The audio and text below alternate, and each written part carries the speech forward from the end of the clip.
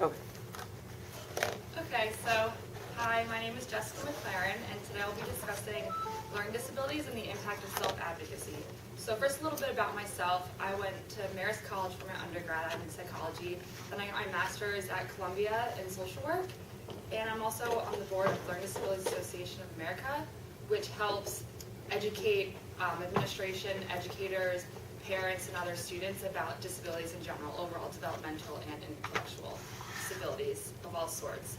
Also, I have a learning disability, and I was diagnosed with AD when I was in high school. So I'm an auditory learner, so that means I understand things better when I hear them rather than when I read it on notebook and paper. So I'd like to share with you a story when I learned the importance of self-advocacy and individuals that helped me through my journey. And through my journey, I hope that the experience will help you understand your role and impact as an educator in general, because we are all educators as a whole. So to begin, a learning disability is a disorder in one or more basic psychological processes that may manifest as an imperfect ability in certain areas of learning. And learning disabilities truly are different for every individual because we all learn differently, which is the beauty of it, which you will understand later on. So high school is when I got diagnosed with my learning disability, ADD.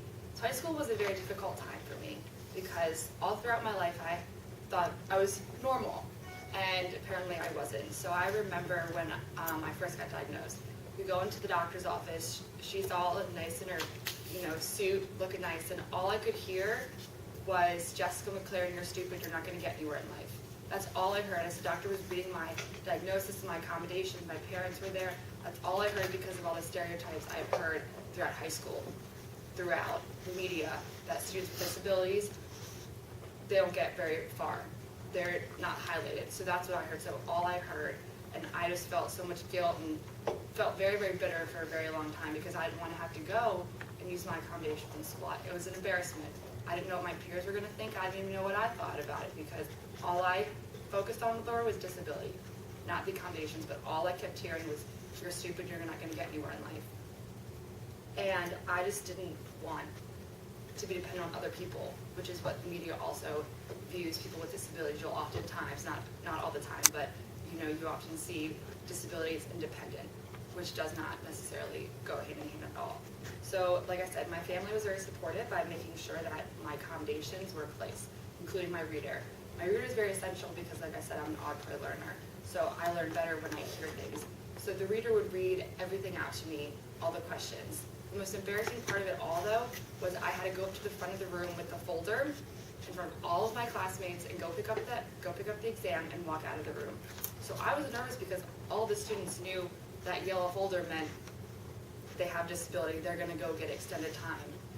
And so it was just an embarrassment just to walk up and back. So for a while, I didn't take advantage of my accommodations because I didn't want to feel the judgment and feel all the eyes staring at me. And also, I saw a reading specialist every Friday. That was an embarrassment in general because here I am as a high schooler going to, as people would say, learn how to read all over again, which was not the case. So I would have to lie to my friends, and I'm not a very good liar, and I don't like to lie in general, just because I turn really, really red, and my thoughts go all over the place.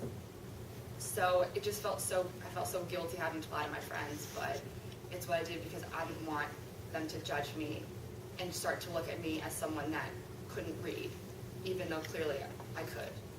I understood things a little differently. Now, it wasn't until my junior year when I went on college visits that I realized that my disability is actually different. So I visited Carnegie Mellon, and we visited the director of disability services. His name was Phil. Phil changed my life forever. The interesting thing was Phil was dressed professionally, but he was also in a wheelchair, which took me back because I didn't know how to react, right? Like, what do I do? I never was really accustomed to that.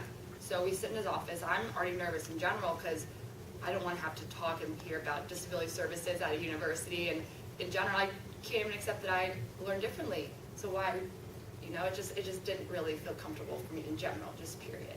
So he was talking, explaining the program, and then he looks at me and says, "Jessica, what's the difference between you and me?" So I'm thinking in my head, like, nervous. I look at my parents. He's like, he literally said, "No, I asked you." So I'm just like, my nerves are all over the place, right? So I said, you're in a wheelchair. He goes, no, I walk with 4 wheels, you walk with 2 legs. The only difference is how we walk. Then a little light bulb went off in my head, and I said, I'm supposed to do this. I'm supposed to help other people mentor, and other people see that the disability is just a difference. The disability does not define who you are. It was then that I realized that I need to define who I am, not based off of my disability, based off of my personality, based off of Jessica. So from then on, I started using my accommodations. I even also told my friends I saw a reading specialist on Fridays. I was so nervous to tell them that because I thought they were going to automatically jump to conclusions. And really, I would tell them different tricks I learned with different words, which are pretty interesting, and they were intrigued. And then also, when I would go up to get my tests and everything from the class, I walked up there holding the folder, the nice yellow folder, holding it really proud, and I walked up with my head held up high because in my head I'm thinking, I get extra time, I get someone that reads this, so I can actually finish my exam, finish all of it, which some people may not because they may run out of time. That's just the beauty of everything. It's just understanding, and through that I understand what works best for me and how I learn. So I know that what works best for me is if I use a reader, if I have audiobooks, because I know if I do that, then I will be successful, which is what I did. It was in college when I learned the importance of self-advocacy. Self-advocacy is a very, very important aspect in life that everyone needs to have, I believe. Now, I was part of Disability Services, so that means I got a reading specialist. And so I would meet with him every week, and through there we would talk about transitioning into college and how to advocate for myself. So he said that introduce yourself to your professors, say your name, say you're in Disability Services, just put a name to a face. And we would problem solve together. So he said it's better in person than over the computer, just so, like I said, a name to a face. And so if it wasn't for him, he really built up my confidence. We also did some role playing, just so I felt confident to say, hi, I'm Jessica McLaren, I'm in Disability Services, these are my accommodations, you know, I'm in control, so there's really nothing you can worry about. This actually really, really helped me out in college. So I built a lot of good relationships with my professors through this. In one class, I was failing almost all my exams, and I took advantage of my reader. My professor called me in his office and said, do you want to do the next exam, and I'll read it to you?